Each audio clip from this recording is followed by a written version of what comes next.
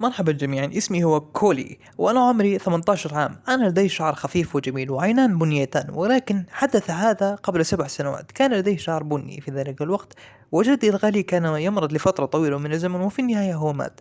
أنا قلبي كان مكسورا، ولكن جدتي كانت حزينة أكثر مني. منذ أن جدي عاش ولوحدهما، نحن انتقلنا إلى منزلهما لنخفف عن وحشة امرأة كبيرة بالعمر تعيش لوحدها في منزل كبير. أنا وأخي شاركنا غرفة نوم التي كانت بجوار غرفة نومي. جدي وغرفته كانت مأخوذة بواسطة جدتي، وبعد مرور الأيام الأشياء بدأت تصبح عادية حتى ليلة معينة. أنا اعتدت أن أنام مبكر منذ أني طالب بعمر 12، ولكن في بعض الأحيان أنا أستيقظ في نصف الليل لأشرب بعض الماء، وأنا كنت مستيقظة تماما. أنا دائما خائفة لأن المكان مظلم جدا وهادئ، ولكن شخير جدتي دائما ما يفسد النوم في تلك الليلة.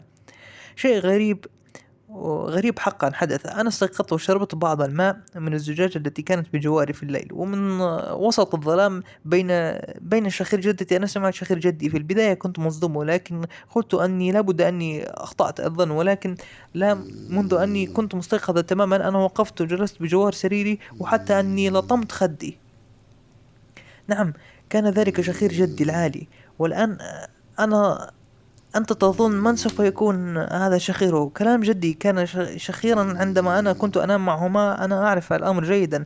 أنا كنت خائفة جدا في تلك اللحظة، وأنا بدأت بالصلاة وأنا نظرت إلى أخي بجواري سريري، ولكنني أنا أتيت إلى السرير، ولكن الشخير لم يتوقف. لم يكن هناك مجال للتفقد، لذا أنا رجعت إلى النوم. وفي اليوم التالي أنا أخبرت أمي.